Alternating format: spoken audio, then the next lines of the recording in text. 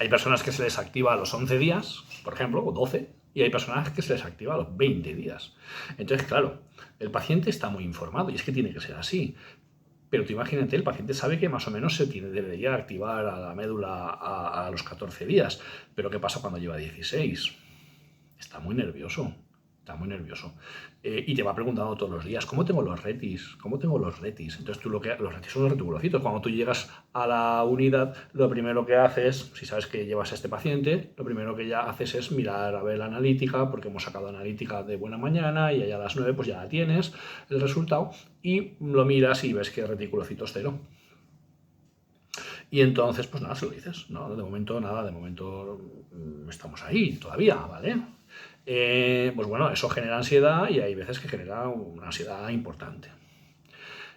Bueno, pues podrían ocurrir dos cosas. La más habitual es que en ese momento, pues de repente, oye, pues tú miras la analítica y ves que hay un 2% de reticulocitos y eso es una pasada.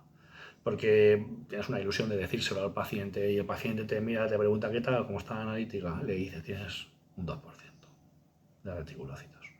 Y entonces pues el paciente pues, se alegra mucho, se pone a llorar a veces, ¿no? Porque eso significa que la médula se ha puesto en marcha. La otra cosa que puede ocurrir es un fallo del injerto. Es decir, que no se ponga en marcha. Y entonces pues la persona la tenemos ahí en peligro, ¿vale? Tendríamos que hacer un nuevo trasplante, etcétera, etcétera. Esto ocurre en muy poquitas ocasiones. Bien, el trasplante ha ido bien, tenemos reticulocitos, empiezan a subir los leucos, etcétera, etcétera. En unos días la persona empieza a estar un poquito mejor. Y bueno, pues, ¿qué ocurre? Pues bueno, tenemos una situación, ¿vale?, que va a ocurrir con el trasplante un trasplante emparentado de un hermano no gemelo, ¿vale?, de una persona que comparte contigo el 95% del HLA, por decir una cifra, pero no es así, pero más o menos para entendernos, el 95% del HLA. ¿Qué va a ocurrir? Lo sabemos, ¿no? Cuando a ti te meten un tejido que no es tuyo y la médula ósea es un tejido, se va a crear un rechazo, ¿no? El rechazo. Como es compatible un 95%, hay un 5% que no es reconocido como propio y se va a intentar destruir. Cuando a ti te ponen un riñón, tu organismo, salen las defensas. Sabéis que hay ciertas células de la serie blanca que van a rastrear ese nuevo órgano, ser o lo que haya entrado en tu cuerpo, lo va a rastrear, va a estudiar sus antígenos de superficie y va a darse cuenta, estos rastreadores van a darse cuenta enseguida de que, aunque sea un 1%, aunque sea un 0,2%, da igual, que este órgano no es tuyo. Y el sistema inmunológico es fulminante, lo va a destruir al instante, va a provocar una reacción inmunológica y lo va a destruir al instante. Al instante va a empezar a destruirlo, tardará el tiempo que tarde, pero al final lo destruirá. Esto es lo que ocurre cuando te ponen un riñón, un pulmón o cualquier órgano de otra persona. Pero con la médula ósea ocurre una cosa diferente. Y ocurre una cosa que nosotros llamamos la enfermedad de injerto contra huésped. El injerto es la médula ósea que te han puesto, el huésped eres tú. Y aquí lo que va a ocurrir es una cosa muy diferente. Cuando la médula ósea se activa, cuando la médula ósea se pone en marcha y salen los reticulocitos, también salen los primeros leucocitos. Y los primeros leucocitos que salen lo que van a hacer es lo que están diseñados genéticamente, que es rastrear. Es analizar los antígenos que se van encontrando. Y nada más salir al endotelio del vaso sanguíneo van a observar que aquí hay células que no son idénticas, porque estos leucocitos se han formado a partir de la médula ósea de tu hermana o de tu hermano, no de la tuya. Y la médula ósea de tu hermana y de tu hermano no es exactamente igual que la tuya. Es un 95% igual, pero hay un 5% que no. Y este leucocito va a buscar HLA, antígenos leucocitarios, iguales que los de él. No otra cosa, cualquier otra cosa será destruida. Porque es así como funciona el sistema inmunológico, el sistema más avanzado de defensa que existe en el mundo. Va a empezar a buscar se va a dar cuenta de que ese cuerpo no es el suyo y va a destruirlo. Y va a destruirlo en su totalidad. Lo va a destruir en su totalidad. Y esto es lo que se llama la enfermedad del injerto, lo que te mete en la médula contra ti, contra el huésped. Estas células van a empezar, y donde más evidente va a ser la destrucción, que lo vamos a ver en la analítica, va a ser a nivel hepático, pero también vamos a verlo a nivel intestinal. La persona puede empezar con diarreas, etcétera, etcétera. A nivel cutáneo, muchas veces el paciente te dice que se le hinchan las palmas de las manos o las plantas de los pies, incluso pues esto puede ir a más, ¿no? Pero esos 3 niveles, a nivel cutáneo, intestinal y hepático, son los más evidentes. Y bueno, pues este rechazo tiene diversas gradaciones. Puede ser de grado 1 hasta grado 4. Un rechazo de grado 4 no es conveniente porque te puede matar, ¿vale? Un injerto contra huésped muy potente te puede hacer mucho daño, te puede matar. Sin embargo, todo el mundo va a tener el injerto contra huésped, todo el mundo va a tener el rechazo. Las únicas personas que no lo van a tener van a ser las que han sido trasplantadas de un gemelo, ¿vale? Y entonces uno puede pensar, pues, jolín, pues qué suerte tienen los que tienen gemelos, ¿no? Pues bueno, a veces sí, está bien el trasplante de gemelos, pero en la mayoría de los casos el trasplante de gemelos no es adecuado. Y tú puedes pensar, pues, ¿por qué no es adecuado el trasplante de gemelos? Pues porque claro, si es mi gemelo, tendrá la misma genética que yo, y entonces si yo he tenido leucemia, él también puede tener y tal. No, no ese es el caso. El caso es otro efecto, muy parecido al injerto contra huésped, y basado en lo mismo, ¿vale?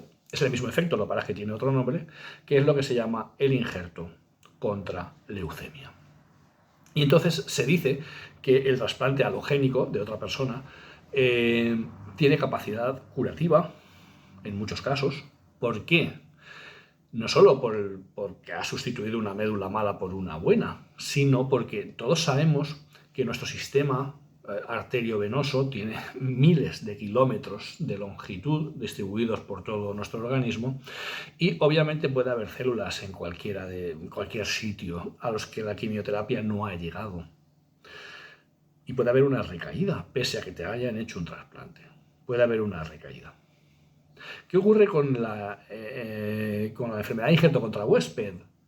Que si esos leucocitos están saliendo y están destruyendo todo lo que no conocen, cuando vayan circulando por la sangre y se encuentren un blasto, acordaros que los blastos eran las células tumorales malas, ¿no? Y se encuentren un blasto, lo van a observar. El blasto al final es un leucocito, y tiene los mismos antígenos de superficie que el leucocito. Lo que pasa es que está deformado. Es una cosa deforme e inútil que solo sirve para hacerte daño.